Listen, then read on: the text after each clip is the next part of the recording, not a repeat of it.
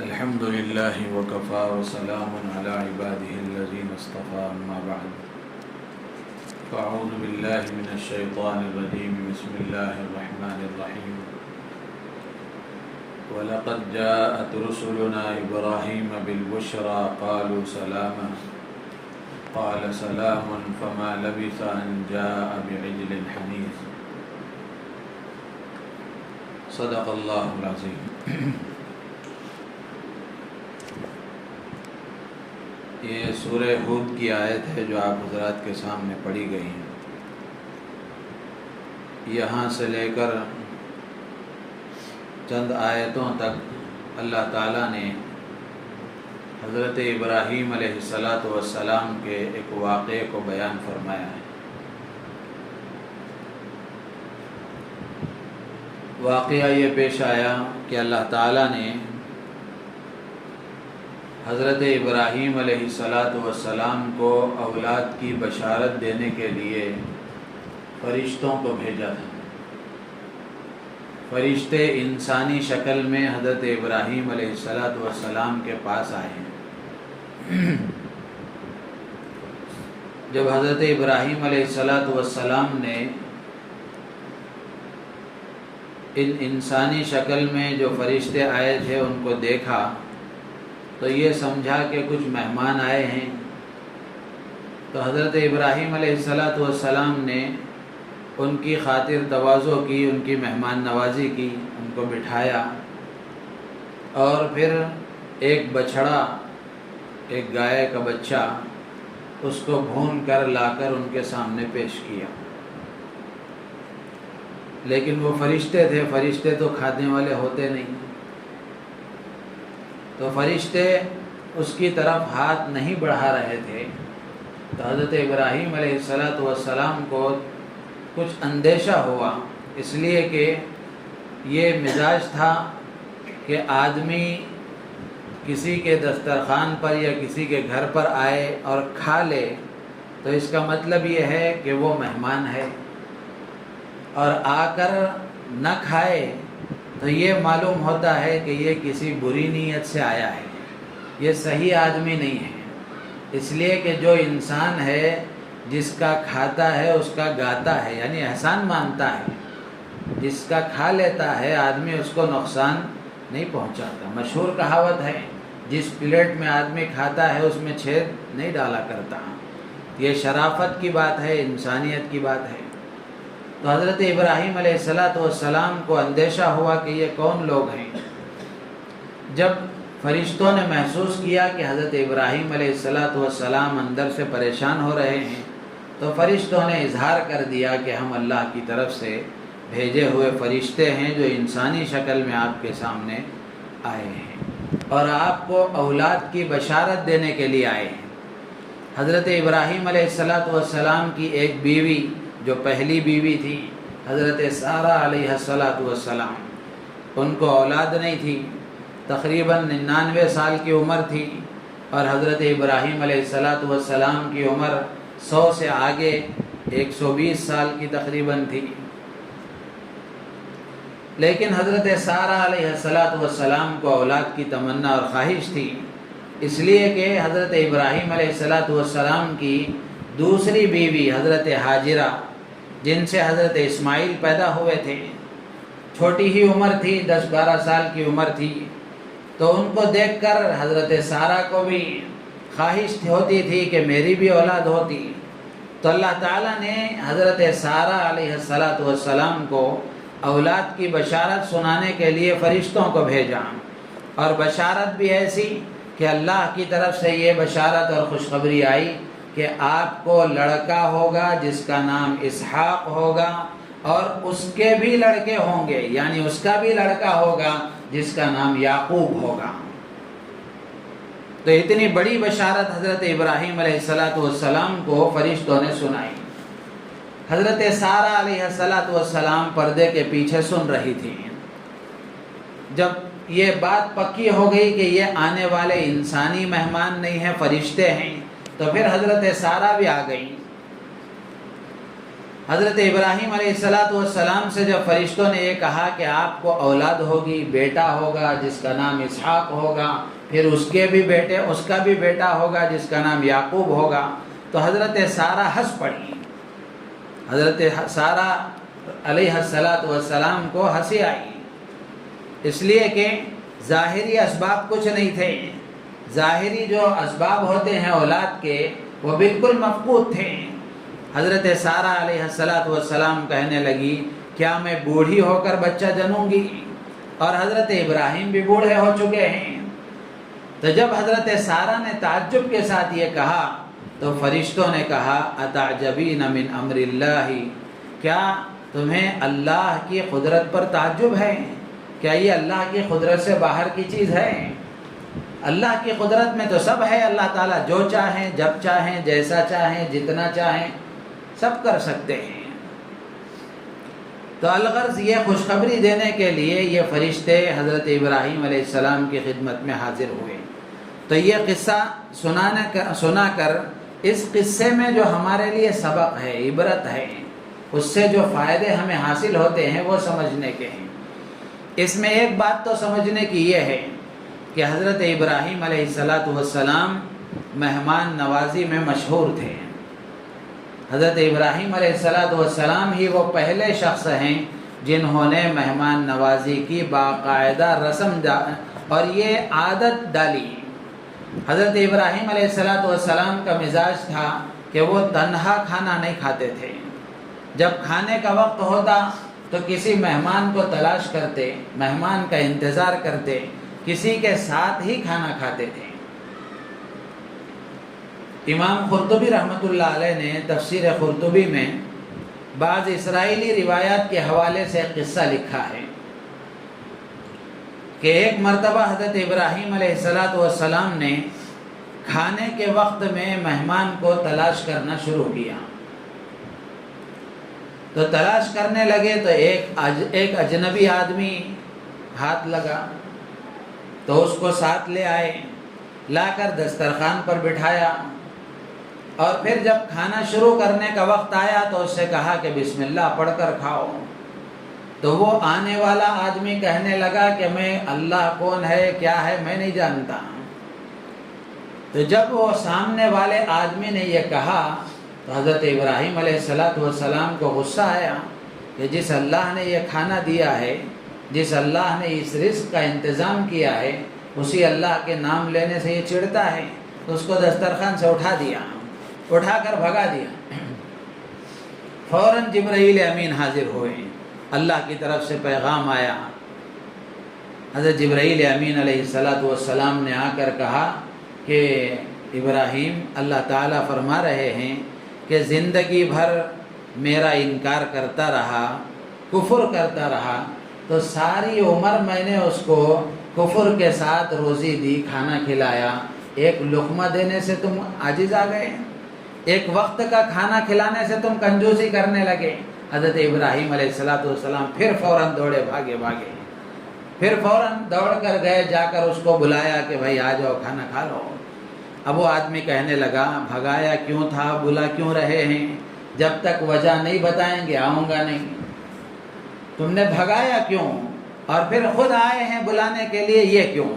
اس کی وجہ جب تک تم نہیں بتاؤ گے اس وقت تک میں نہیں آؤں گا۔ حضرت ابراہیم علیہ السلام نے سارا قصہ سنایا کہ میں نے تمہیں بھگا دیا، تم نے اللہ کا نام نہیں لیا، تو اللہ کی طرف سے یہ پیغام آیا کہ آج تک زندگی اتنی اس کی گزر گئی، بغیر اللہ کے نام لیے ہی اللہ نے اس کو روزی دی، ایک مرتبہ کا کھانا دینے میں تم نے کیوں کنجوسی کی؟ تو جب یہ واقعہ اس آدمی نے سنا تو وہ واقعہ ہی اس کے اسلام لانے کا ذریعہ بن گیا۔ وہ آدمی کہنے لگا کیسا عظیم پروردگار ہے، کیسا شفیق پروردگار ہے، میں اس اللہ پر ایمان لاتا ہوں۔ وہ مسلمان ہو گیا اور مسلمان ہو کر پھر اس نے بسم اللہ پڑھ کر کھانا کھایا۔ تو یہ مہمان نوازی میں حضرت ابراہیم علیہ السلام مشہور تھے، اور خود ہمارے اور ہم سب کے محسن آقا حضرت محمد رسول اللہ صلی اللہ تعالی علیہ وسلم بھی مہمان نواز تھے۔ مہمان نوازی آپ کی ایک امتیازی صفت تھی، آپ بھی مہمان نوازی کیا کرتے تھے۔ اور اسلام میں مہمان نوازی کی بڑی اہمیت ہے۔ مہمان نوازی کی تعلیم دی گئی ہے کہ مہمان نوازی کرنا، مہمان کو کھلانا، اس کی خاطر تواضع کرنا، یہ ایمان کی علامت ہے اور انبیاء کی سنت ہے، اولیاء کی عادت ہے۔ تو مہمان نوازی ایمان کی علامت ہے۔ اللہ کے نبی علیہ الصلوۃ والسلام نے ایک حدیث میں ایمان کی علامتوں کو بیان کرتے ہوئے فرمایا، من کان یؤمن باللہ والیوم الآخر فلیکرم ضیفہ ومن کان یؤمن باللہ والیوم الآخر فلا یؤذی جارہ ومن کان یؤمن باللہ والیوم الآخر فلیقل خیرا او لیصمت۔ اللہ کے نبی علیہ الصلوۃ والسلام نے فرمایا کہ جو آدمی اللہ پر ایمان رکھتا ہے، آخرت کے دن پر ایمان رکھتا ہے، اس کو چاہیے کہ وہ مہمان کا اکرام کرے۔ یعنی جو سچا پکا مومن ہوتا ہے وہ مہمان کا اکرام کرتا ہے، اور جو سچا پکا مومن ہوتا ہے وہ پڑوسی کو تکلیف نہیں دیتا، اور جو سچا پکا مومن ہوتا ہے وہ زبان کا صحیح استعمال کرتا ہے۔ یعنی اللہ کے نبی فرماتے ہیں فَلْيَقُلْ خَيْرًا أَوْ لْيَصْمُتْ، یا تو زبان سے بھلی بات کہتا ہے یا پھر خاموش رہتا ہے۔ یہ ایمان والے کی علامت قرار دی گئی۔ تو گویا مہمان نوازی یہ ایک ایمان کی علامت ہے، اور اللہ کے نبی علیہ الصلوۃ والسلام کی عادت تھی، سنت ہے آپ کی۔ آپ علیہ الصلوۃ والسلام مہمان نواز تھے، مہمان نوازی کیا کرتے تھے۔ کیسے بے شمار واقعات ہیں۔ جب پہلی وحی اللہ کے نبی علیہ الصلوۃ والسلام پر نازل ہوئی اور سورہ علق کی ابتدائی آیتیں جبرائیل امین لے کر آئے، تو وہ وحی کا اثر یہ ہوا کہ آپ کے جسم پر کپکپی طاری ہو گئی۔ قرآن کوئی معمولی چیز نہیں ہے، بڑا وزنی کلام ہے۔ تو جب اللہ کے نبی علیہ الصلوۃ والسلام پر قرآن نازل ہوتا تھا، جبرائیل امین قرآن لے کر آتے تھے، تو آپ علیہ الصلوۃ والسلام کا جسم بھاری ہو جاتا تھا، وزنی ہو جاتا تھا۔ ام المومنین حضرت عائشہ صدیقہ رضی اللہ تعالیٰ عنہ فرماتی ہیں کہ ایک مرتبہ اللہ کے نبی علیہ السلام اپنا سر مبارک حضرت عائشہ کے گود میں رکھے ہوئے تھے۔ وحی کا سلسلہ شروع ہو گیا، وحی آنا شروع ہو گئی۔ تو حضرت عائشہ فرماتی ہیں کہ اللہ کے نبی کا سر کا وزن اتنا تھا کہ گویا میرا پیر ٹوٹا جا رہا تھا، میرے برداشت سے باہر تھا۔ تو جب پہلی وحی نازل ہوئی تو حضور اکرم صلی اللہ علیہ وسلم کے جسم پر کپکپی طاری ہو گئی۔ آپ کو اپنی جان کا خطرہ محسوس ہونے لگا، اس لیے کہ جبرائیل امین فرشتے کو پہلی مرتبہ اصلی شکل میں دیکھا تھا۔ ذرا جنات کی ذرا جھلک نظر آ جاتی ہے تو 10 دن تک بخار نہیں جاتی۔ اللہ کے نبی علیہ الصلوۃ والسلام نے پہلی مرتبہ فرشتے کو دیکھا تھا، تو آپ کے جسم پر بشری اعتبار سے کپکپی طاری ہو گئی۔ آپ گھر میں تشریف لائے، اس وقت میں آپ کی اہلیہ محترمہ حضرت خدیجہ ام المومنین حضرت خدیجہ رضی اللہ تعالیٰ عنہ آپ کے نکاح میں تھی۔ تو آ کر گھر میں حضرت خدیجہ سے فرمایا زملونی زملونی دسرونی دسرونی، کہ مجھے کمبل اڑاؤ، خشیت علی نفسی، کہ مجھے اپنی جان کا ڈر لگ رہا ہے، کہیں ایسا محسوس ہو رہا ہے کہ کہیں میری جان نہ نکل جائے۔ تو حضرت خدیجہ رضی اللہ تعالیٰ عنہ نے تسلی دیتے ہوئے فرمایا کلا واللہ لا یخزیک اللہ ابدا، کہ آپ غم نہ کریں، آپ پریشان نہ ہوں، اللہ آپ کو ضائع نہیں کرے گا، اللہ آپ کو ضائع نہیں کرے گا۔ یہاں رک کر ایک بات، ایک پیغام یہ بھی ہے کہ جو سمجھدار بیوی ہوتی ہے وہ شوہر کو مشکل اوقات میں تسلی دیا کرتی ہے، ڈھارس بندھاتی ہے، پریشانی کے عالم میں شوہر کو حوصلہ بلند کرتی ہے۔ اور جو غیر سمجھدار بیوی ہوتی ہے اس کی علامت یہ ہوتی ہے کہ شوہر ذرا پریشان ہوتا ہے، یہ اور تھوڑی پریشانیاں لگا کر اور زیادہ اس کی بی پی بڑھا دیتی ہے، اور زیادہ اس کی شوگر بڑھ جاتی ہے۔ تو سمجھدار بیوی کی علامت یہ ہے، وفادار بیوی کی علامت یہ ہے۔ ایسی بیوی اگر نصیب ہو جائے تو آدمی سکون کی زندگی گزارتا ہے، دنیا ہی میں اس کا گھر جنت کا نمونہ ہوتا ہے۔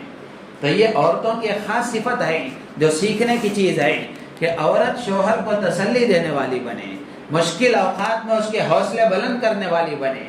اللہ کے نبی علیہ الصلوۃ والسلام کو جب یہ پریشانی لاحق ہوئی تو حضرت خدیجہ نے یہ نہیں فرمایا ارے کیا ہو گیا، کہیں کو ایسا ہو گیا، کیا دیکھ کر آ گئے۔ یہ نہیں فرمایا. یہ اگر جملے بولتی تو اور زیادہ پریشان ہو جاتے ہیں. حضرت خدیجہ رضی اللہ تعالیٰ عنہ امت کی ماں ہیں. تو حضرت خدیجہ نے تسلی کے جملے فرمائے, کلا واللہ لا یخزیک اللہ ابدا, آپ پریشان نہ ہو, اللہ آپ کو ضائع نہیں کرے گا.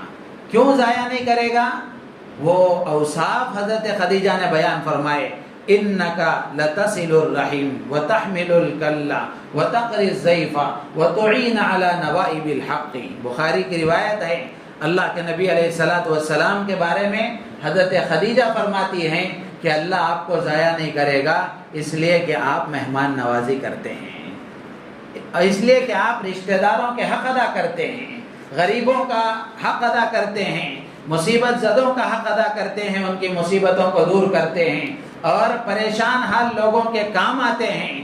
بوجھ اٹھانے والوں کا بوجھ آپ اپنے سر اٹھا لیتے ہیں, اور آسمانی مصیبتوں کا کوئی شکار ہو جاتے ہیں تو ان لوگوں کی آپ ہمتیں بڑھاتے ہیں, تعاون کرتے ہیں, مدد کرتے ہیں. تو اتنی خوبیاں آپ کے اندر ہیں, اللہ آپ کو کیسے ضائع کرے گا؟ تو اس میں ایک چیز اللہ کے نبی علیہ الصلوۃ والسلام کی صفت حضرت خدیجہ نے یہ بھی فرمائی کہ آپ مہمان نواز ہیں, آپ مہمان نواز ہیں. تو یہ مہمان نوازی بہت بڑی صفت ہے, بہت بڑی صفت ہے, لیکن آج یہ چیزیں مسلم معاشرے سے ختم ہوتی جا رہی ہیں. آدمی یہ سوچتا ہے کہ کوئی رشتہ دار گھر کو نہ آئے, کوئی مہمان گھر کو نہ آئے, آئے گا تو خرچہ لگے گا, فون پر ہی بات ہو جائے, خیر خیریت ہو جائے, اچھا ہے. اور مہمان نوازی کی جو عادت ختم ہوئی ہے اس میں ایک بڑا اہم رول عورتوں کا بھی ہے.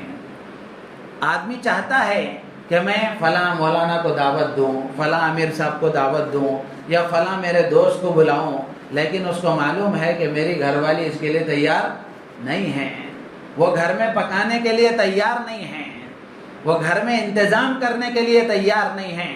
اب تو بنگلور کا حال ایسا ہے کہ 3 وقت کے کھانے میں کبھی 1 وقت کا, کبھی 2 وقت کا, اتوار کا ہے تو 3 وقت کا باہر کا کھانا کھاتے ہیں. گھروں میں کھانا ہی پکتا نہیں ہے. باہر کے جو کھانے ہیں یہ انتہائی خطرناک ہیں. حضرت خواجہ باقی باللہ رحمۃ اللہ علیہ, ان کے بارے میں مشہور ہے کہ ان کا جو پکاتی تھا, ان کا جو کھانا پکانے والا تھا, وہ بھی اللہ کا ولی تھا. ہزاروں مرتبہ اللہ کا نام لیا کرتا, ذکر کرتا تھا. اگر وہ نہیں ہوتا تو حضرت خواجہ باقی باللہ کھانا نہیں کھاتے تھے, کھانا نہیں کھاتے تھے. وہ دن روزہ رکھتے یا کچھ اور طریقے سے پانی پی کر گزار لیتے ہیں. تو یہ باہر کے ہوٹلوں کے کھانے کی جو عادت ہے یہ انتہائی خراب عادت ہے. کون آپ کو پکا کر دے رہے ہیں؟ وہ پکا رہا ہے جو نہ نماز پڑھتا ہے, نہ اس کے اندر ایمان ہے. بہت ساری ہوٹلوں والے تو غیر مسلم ہیں پکانے والے ہیں, اور جو مسلمان بھی ہے اللہ ماشاء اللہ ایسا پکاتی آپ کو ملے گا جو 5 وقت کا نمازی ہو. گھر کی عورتیں اللہ کا نام لے کر ذکر کرتی ہوئی, نمازوں کی پابندی کرتی ہوئی یہ کھانا پکائیں گی تو وہ کھانے میں نور آتا ہے, وہ کھانے میں نور آتا ہے. ایک واقعہ آپ کو سناؤں. ہمارے بنگلور کے ایک سیاستدان گزرے تھے, سی کے جعفر شریف صاحب, مرحوم, اللہ ان کی درجہ بلند فرمائے, مغفرت فرمائے. آخری عمر میں وہ ایک اللہ والے سے منسلک ہو گئے تھے, ایک اللہ والے سے بیعت ہو گئے تھے, جن کا بھی قریب میں کل یا پرسوں انتقال ہوا. حضرت مولانا منیر احمد صاحب رحمۃ اللہ علیہ سے وہ بیعت ہو گئے تھے. ان کے انتقال کے وقت میں کلمہ پڑھتے ہوئے وہ دنیا سے رخصت ہوئے ہیں. تو ایک مرتبہ حضرت مولانا منیر صاحب رحمۃ اللہ علیہ کے پاس گھر گئے تھے. حضرت نے ان کو بلایا تھا, وہاں گئے تو حضرت کے گھر میں دعوت ہوئی. تو دعوت کھانے کے بعد میں حضرت سے وہ کہنے لگے, حضرت پورے ملک میں جو سب سے بڑی ہوٹل ہو سکتی ہے, اچھے سے اچھی جو ہوٹلیں ہو سکتی ہیں, کوئی ہوٹل ایسی نہیں ہے جہاں میں نے کھانا نہیں کھایا ہے, لیکن آپ کے گھر کے کھانے کی جو لذت ہے یہ لذت کسی 5 اسٹار ہوٹل میں نے نہیں دیکھی. تو حضرت مولانا منیر صاحب رحمۃ اللہ علیہ فرمانے لگے کہ یہ کھانا پکانے والی عورتیں روزانہ ہزاروں مرتبہ اللہ کا نام لیتی ہیں, درود شریف پڑھتے ہوئے پکاتی ہیں, ذکر کرتے ہوئے پکاتی ہیں. وہ اللہ کے نام کی مٹھاس ہے, وہ اللہ کے نام کی لذت ہے جو کھانے میں آئی ہے. تو میرے عزیز و دوست و بزرگوں, مہمان نوازی یہ بڑی چیز ہے, مہمان نوازی بڑی چیز ہے. جب سے یہ ہوٹلیں آ گئی ہیں اس وقت سے مہمان نوازی ختم ہو گئی, اور مہمان کا آنا یہ اللہ کی بڑی رحمت ہے. اللہ کی بڑی رحمت ہے، اور مہمان اپنا رزق خود لے کر آتا ہے۔ اس کا مطلب یہ ہے کہ مہمان آ کر آپ کے گھر میں کھا کر جاتا ہے، اللہ تعالیٰ آپ کی روزی میں برکت دیتے ہیں۔ ایسا نہیں کہ ساتھ میں آتے ہوئے وہ توشہ لے کر آتا ہے۔ اس کا مطلب یہ ہے کہ مہمان گھر میں آ کر کھا کر جاتا ہے تو اللہ تعالیٰ آپ کے گھر میں برکت دیتے ہیں، روزی میں برکت دیتے ہیں، اور مہمان نوازی کی وجہ سے محبتیں پیدا ہوتی ہیں، دلوں میں الفتیں پیدا ہوتی ہیں، ایک دوسرے کے لیے جگہ بنتی ہے۔ لیکن اب ماحول ایسا ہے کہ مہمان نوازی آہستہ آہستہ ختم ہوتے جا رہی ہے۔ حضرت جی مولانا یوسف صاحب رحمۃ اللہ علیہ فرمایا کرتے تھے کہ مسلمان محلوں میں ہوٹل کا ہونا یہ عیب ہے، یہ عیب ہے، اس لیے کہ اگر جو گھر کے افراد ہوں گے وہ تو گھر میں کھائیں گے، اگر باہر سے کوئی آدمی آیا تو یہ کہیں باہر نہیں، محلے والے اپنے گھر میں اس کو کھلائیں گے۔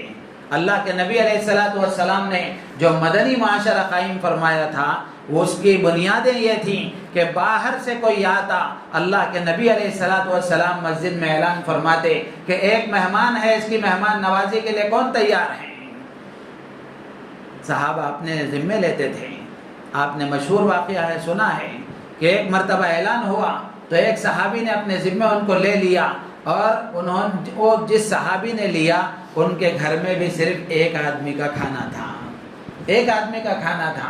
جب وہ مہمان کو گھر لے کر گئے تو گھر لے جانے کے بعد بیوی سے کہا کہ کسی طریقے سے ذرا چراغ درست کرنے کے بہانے اسے بجھا دینا، اور بچوں کو بہلا کر کسی طریقے سے پھسلا کر سلا دینا، اور اندھیرے میں مہمان کے اور میرے درمیان میں کھانا رکھ دینا، اور یہ چراغ درست کرنے کے بہانے اس کو بجھا دینا تاکہ مہمان پیٹ بھر کر کھائے اور میں کھانے کی ایکٹنگ کرتا رہوں۔ تو خود بھوکے رہ کر دوسروں کو کھلانا یہ مسلمان کی عادت تھی، خود بھوکے رہ کر دوسروں کو کھلانا یہ مسلمان کی شان تھی۔ جب یہ واقعہ رات میں پیش آیا، دنیا نے کسی نے نہیں دیکھا، لیکن جس کو دکھانا ہے اس نے دیکھا تھا، اللہ نے دیکھا تھا۔ تو صبح میں اللہ کے نبی علیہ الصلوۃ والسلام پر وحی نازل ہوئی، جبرائیل امین آئے، والذین یؤثرون علی انفسہم ولو کان بہم خصاصہ، اللہ کی طرف سے یہ پیغام آیا کہ وہ لوگ جو خود بھوکے رہتے ہوئے اپنے پر دوسروں کو ترجیح دیتے ہیں، اللہ کے نبی نے ان کو بلا کر شاباشی دی، ان کو سنایا کہ اللہ نے تمہاری فضیلتیں بیان فرمائی ہیں۔ تو اس لیے مہمان نوازی ہونا چاہیے، یہ اللہ کے نبی علیہ السلام کی خاص سنت ہے اور ایمان کی علامت ہے۔ اب اس میں ایک مہمان نوازی کے آداب بھی ہیں، وقت لمبا ہو گیا، مہمان نوازی کے آداب بھی ہیں۔ مہمان نوازی بھی سیکھنے کی چیز ہے، بے ڈھنگے طریقے سے اسلام کسی چیز کی تعلیم نہیں دیتا، اسلام میں ہر چیز کا طریقہ ہے، ڈسپلن ہے، یہ اسلام سکھاتا ہے۔ لیکن اب جو حال ہے مسلمانوں کا، بے ڈھنگے ہیں تو مسلمان ہیں، یہ ہماری پہچان گویا بن گئی ہے۔ گندگی آپ کو دیکھنا ہے تو مسلمانوں کے محلوں میں دیکھو، لڑائی جھگڑے دیکھنا ہے تو مسلمانوں کے محلے میں دیکھو، گالی گلوچ دیکھنا ہے تو مسلمانوں کے محلے میں دیکھو۔ آپ کو نظر آ رہا ہے کہ راستے صاف ہیں تو آپ سمجھ لیجئے کہ یہاں مسلمانوں کی آبادی زیادہ نہیں ہے، راستوں میں کچرا نہیں ہے، پاکی صفائی ہے، شور شرابہ نہیں ہے، اور راتوں میں دیر تک جاگنے کی عادت نہیں ہے۔ بہت جلدی یہاں لوگ ختم ہو جاتے ہیں، سو جاتے ہیں، اور راستے ویران ہو جاتے ہیں۔ آپ کو سمجھ لینا چاہیے کہ یہ مسلمانوں کا محلہ نہیں ہے، یہ سب وہ عادتیں تھیں جو ہماری تھیں، لیکن غیروں نے اس کو اختیار کر لیا۔ تو میرے عزیز و دوست بزرگوں، اللہ کے نبی علیہ الصلوۃ والسلام نے ہر چیز کے آداب بیان فرمائے، اور اسی میں مفسرین نے لکھا ہے کہ حضرت ابراہیم علیہ الصلوۃ والسلام نے جب وہ آئے تو فوراً ان کو بٹھایا، اور بٹھا کر فوراً ایک بچڑا ذبح کر کے اس کو بھون کر لا کر ان کے سامنے پیش کیا۔ علماء نے لکھا ہے مہمان نوازی کے آداب میں ایک چیز یہ ہے کہ مہمان کے آنے کے بعد فوراً جو حاضر ہے وہ پیش کرے، جو حاضر ہے وہ پیش کرے۔ اب ہمارے یہاں کے اعتبار سے مہمان آ کر بیٹھے تو سب سے پہلے آپ اس کو پینے کے لیے پانی دیں، یا اور ڈرائی فروٹس وغیرہ کچھ ہوں تو ان کو کھانے کے لیے رکھیں۔ پھر اگر صاحب وسعت ہے، صاحب حیثیت ہے، اللہ نے طاقت دی ہے، وہ کھانے کا وقت ہے، آپ اس کے انتظام کرنے کے قابل ہیں تو فوراً کھانے کا انتظام کر دیں، چائے کا انتظام کر دیں، یا اور تھوڑے بہت ناشتے کا انتظام کر دیں۔ لیکن مہمان نوازی میں تکلفات نہیں ہونا چاہیے۔ آج مہمان نوازی سے آدمی چڑھتا ہے اور مہمان کے آنے سے گھبراتا ہے، اس کی ایک بڑی وجہ یہ ہے کہ مہمان نوازی میں تکلفات زیادہ آ گئے ہیں۔ یعنی اب کوئی آئے گا تو اس کو کھلانے کے لیے بریانی ہی بننی چاہیے، مظفر مٹھائی بننا چاہیے، اور پھر چکن تلنا چاہیے، مچھی فرائی ہونی چاہیے۔ اب یہ سب آدمی کہاں سے لائے گا؟ اللہ کے نبی علیہ السلام کے دور میں صحابہ کے واقعات ہم پڑھیں گے۔ ایک مرتبہ ایک صحابی کے پاس آئے تو وہ صحابی نے روٹی نمک جو ان کے پاس تھا وہ پیش کر دیا۔ تو اگر تکلفات سے خالی ہوں گے ہمارے سب چیزیں تو سب کام ہمارے لیے آسان ہے۔ تکلفات بڑھ گئے، ورائٹیز بڑھ گئے، تکلفات میں تکلیف ہے، تکلفات میں تکلیف ہے۔ بے تکلفی اگر ہو اور جو حاضر ہے وہ پیش کرنے کا اگر مزاج ہو، اور سامنے والا بھی اس میں اپنی انسلٹ نہیں سمجھتا اور اپنی بے عزتی نہیں سمجھتا، تو پھر ایسے ہزار مہمان نوازی کرنے کے لیے بھی آدمی تیار ہو جاتا ہے۔ تو اس لیے یہ مہمان نوازی کے آداب میں ہے کہ آتے ہی فوراً اس کے سامنے جو حاضر ہو وہ پیش کریں، پھر اس کے بعد اپنی حیثیت کے مطابق جو ہو اس کے سامنے پیش کریں، تیار کریں، لیکن تکلفات نہ کریں، تکلفات نہ کریں۔ اور مہمان نوازی کے آداب میں سے ایک چیز یہ بھی ہے کہ مہمان کے مزاج کے مطابق اس کو کھلائیں۔ مہمان جو کھاتا ہے وہ کھلائیں، ایسا نہیں کہ ہم جو کھلا رہے ہیں وہ کھائیں۔ ہمارے ساتھ جماعت میں ایک مرتبہ ہوا سہارنپور میں، عرب کی یمن کے قاضی تھے ہمارے ساتھ جماعت میں، یمن کی جماعت تھی اور مشترک تھی، بیرون کی جماعت تھی۔ اب وہ ساتھی بہت ہی عزت احترام میں اکرام میں پورا مرچی اچھے طریقے سے ڈال کر پکا کر پورا دسترخوان سجا دیے ہیں۔ عربوں نے ایک نوالا اس میں سے نہیں کھایا، ایک نوالا اس میں سے نہیں کھایا، صرف وہ جام اور بریڈ لے کر ایک انڈا لے کر کھا کر اٹھ گئے، پورا دسترخوان ویسے کے ویسا ہے۔ تو اس لیے مہمان کا مزاج سمجھنا چاہیے کہ مہمان کیا کھاتا ہے، معلوم کر لینا چاہیے کہ مہمان کیا کھاتا ہے۔ اگر بے تکلفی ہے تو خود اسی سے پوچھ لینا چاہیے، یا کوئی بڑا آدمی ہے جس کو آپ نے بلایا ہے تو اس کے متعلقین سے معلوم کرنا چاہیے کہ حضرت کیا کھاتے ہیں، یہ اللہ والے کیا کھاتے ہیں، یہ بڑے آدمی کیا کھاتے ہیں، ان کا کیا مزاج ہے، یہ معلوم کر کے دعوت ان کو دینی چاہیے۔ اور ایک ادب یہ ہے کہ مہمان پر مسلط نہیں ہو جانا چاہیے، حضرت یہ کھائیے، یہ کھائیے، یہ کھائیے، بھائی ایک پیٹ ہے کتنا کھائے گا، زبردستی نہیں کرنی چاہیے، مسلط نہیں ہونا چاہیے۔ حضرت خارج طیب صاحب رحمۃ اللہ علیہ دارالعلوم دیوبند کے سابق محتمم ایک مرتبہ کسی جگہ مہمان ہوئے تو میزبان نے کہا کہ حضرت اتنا کھانا آپ پر فرض ہے، اتنا کھانا آپ پر واجب ہے، اتنا کھانا آپ پر لازم ہے، واجب ہے۔ تو خارج صاحب رحمۃ اللہ علیہ حاضر جواب تھے۔ حضرت خارج طیب صاحب رحمۃ اللہ علیہ فرمانے لگے صحت کا خیال کرنا فرض ہے، واجب، فرض کا درجہ واجب سے بھی آگے ہوتا ہے، تو یہ کھانا واجب ہے تو صحت کا خیال کرنا فرض ہے، تو لہٰذا میں فرض کا خیال کر لوں گا، یہ کھانا مجھ سے نہیں ہو سکتا۔ تو یہ ادب ہے مہمان نوازی کا کہ مہمان پر مسلط نہیں ہو جانا چاہیے، وہ اپنے تقاضے کے مطابق، اپنی طبیعت کے مطابق جتنا کھائے، جو کھائے۔ ہاں مہمان کو ضرور بولنا چاہیے، میزبان کو، کہ آپ یہ لیجئے وہ لیجئے، زبردستی نہیں ہونی چاہیے۔ اس کی طبیعت چاہتی ہے یہ کھائے اور آپ زبردستی کر رہے ہیں وہ کھائیں، اب وہ بیچارہ وہ دیکھتا رہتا ہے اور آپ یہ ڈالتے رہتے ہیں، وہ چلنا مشکل ہو جاتا ہے۔ تو اس لیے مہمان پر مسلط نہیں ہونا چاہیے، مہمان پر مسلط نہیں ہونا چاہیے۔ تو یہ کچھ باتیں مہمان نوازی سے متعلق آپ کے سامنے عرض کی گئیں۔ اللہ تعالیٰ سے دعا ہے اللہ تعالیٰ ہم سب کو ان باتوں پر عمل کی توفیق عطا فرمائے، اور ہم سب کو مہمان نواز بننے کی اللہ تعالیٰ توفیق عطا فرمائے۔